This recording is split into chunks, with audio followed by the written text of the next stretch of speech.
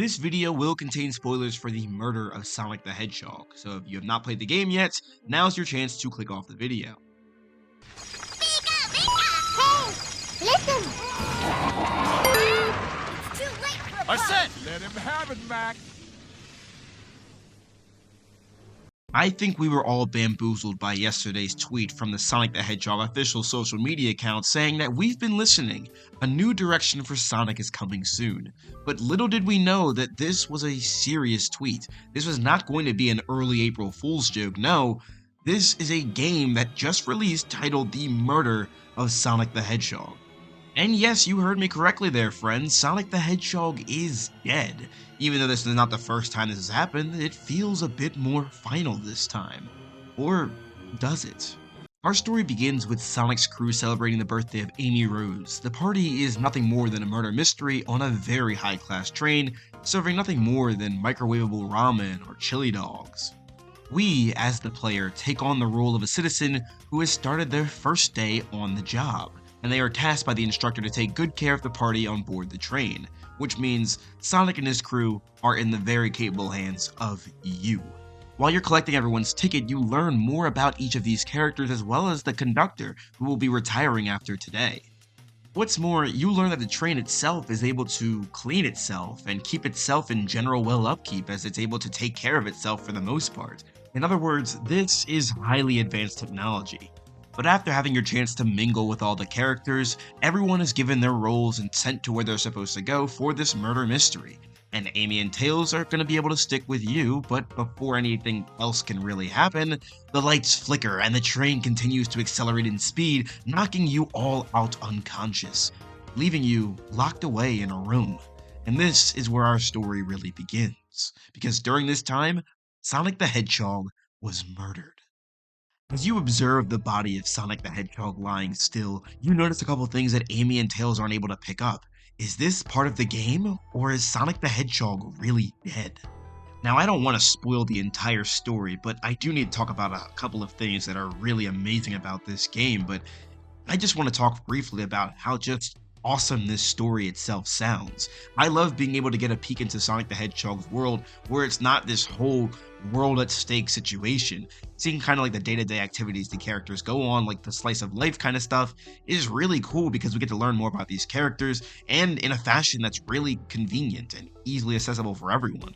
One of the things I've really liked of recently about this series is it's really trying to make the lore a lot more digestible. Like, for example, introducing the Tails tubes and doing those periodically every now and then is really great because we get to actually understand the world of Sonic the Hedgehog and these characters much better than we ever could have just putting the pieces together from these games themselves. Like, there's much more cohesiveness between each game because of these Tails tubes, and it's even further emphasized here within the murder of Sonic the Hedgehog because they get even more opportunity to explore this world. Some of the things I found the most interesting about the murder of Sonic the Hedgehog as the game itself is that it didn't prioritize actually being centered around Sonic the Hedgehog. It focused on a lot of the characters from the series and gave them all a really good amount of screen time. I bet your favorite character was probably in this game, and you were able to see them flourish once again. To me, this game felt like a Sonic the Hedgehog game, and that's really interesting because it does not play anything like a Sonic the Hedgehog game, and it's something I ever would have thought would have come out of this series, ever. I actually was thinking we were going to get like an RPG game, if anything, before something like this, but you know what? After playing The Murder of Sonic the Hedgehog, all I can think of was how I want the Escape Room sequel tomorrow, today, as soon as possible. I cannot overstate just how important games like these could be for the Sonic the Hedgehog series going forward. Not only was this game able to explore the lore of the series even further, but it was also able to have interactions between characters that would have likely never happened in the first place. Like, for example, Rouge and Blaze worked together to basically rob the train, and of course you and Tails also joined them, but the fact that these two characters, or three characters for example, are all together, it's just something that would have never happened under ordinary circumstances. Where was the last time you saw Rouge and Blaze together in a room in a game? Never. That doesn't happen. I mean, sure, they might have been in the same room with everybody else there, but they've never interacted before. But the game provides us a bit more insight on their relationship because it forces them in a situation where they have to be together. And this game continues to do this with other characters as well, like throwing Espio with Shadow. This is one huge reason why this visual novel is so important, because I feel as though we are getting a lot better with the franchise in terms of being able to tell these stories that people have wanted to see for years and be able to understand the character of Sonic once again. But I think it's able to take it a step further now that it's kind of diving into new territories with visual novels and whatnot, because we're able to see just so much more growth from other characters that aren't Sonic. One of the most interesting parts about this game, too, was the fact that Sonic wasn't even there for most of it. I mean, the game is a Sonic the Hedgehog game, don't be mistaken, but I mean, the character who had the most screen time was Tails the Fox, and also, of course, Amy Rose, considering it was her birthday. But again, a lot of it focused on all of the other characters as you tried to figure out how they interacted with one another and what their real alibi and motives were. But what really helps drive this whole narrative is that you're not playing as a particular Sonic character. You're playing as you. You're supposed to be figuring out all of the clues and pieces of what really is going on here on this train. And in order to do that, you have to learn and know these characters. As I previously stated, it's cool to see how these characters interact with one another, especially the unlikely pairings, but it's even cooler to see how they interact with you. Just seeing how they generally respond to questions that are as simple as, would you like something to eat, or can I get you something, is always interesting to see. And what really helps this is the fact that all of the characters that are featured within the game feel really authentic and true to how they're supposed to be. None of them feel like exaggerated versions of themselves. They feel just so right. And if you can get the characterization down, all you have to do next is tell a compelling story, which I make it sound like an easier task than it is, but this game flawlessly nails it. With every aspect of this game, throughout my entire playtime, I felt truly immersed in it.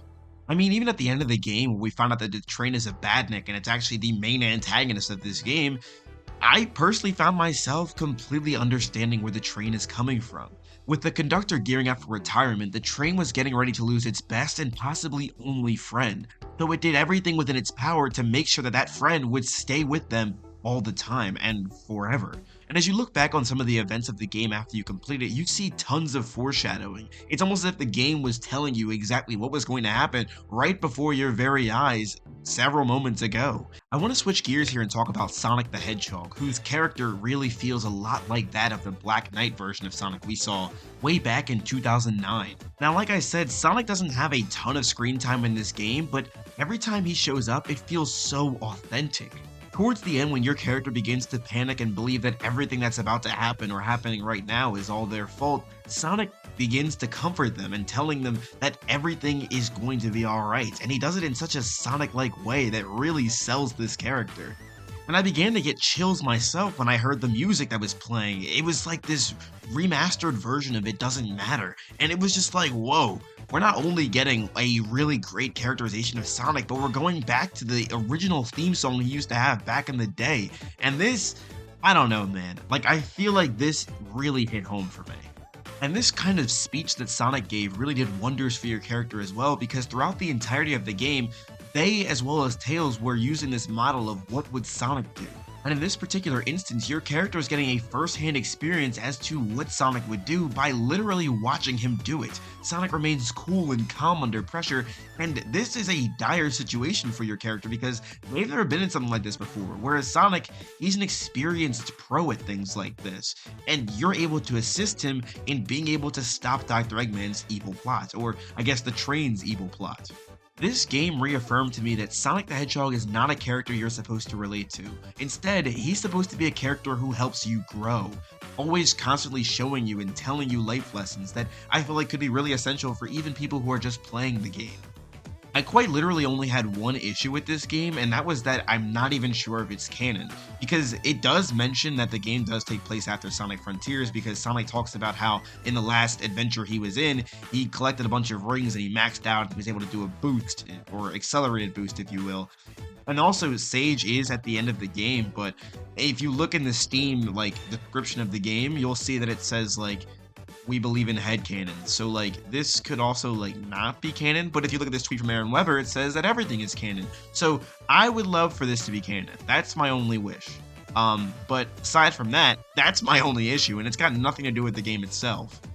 So I guess to make a long story short, I have to say The Murder of Sonic the Hedgehog is a game that I feel like every single Sonic fan should play. You get all of this content thrown at you in a really digestible way that I feel like you'll really enjoy.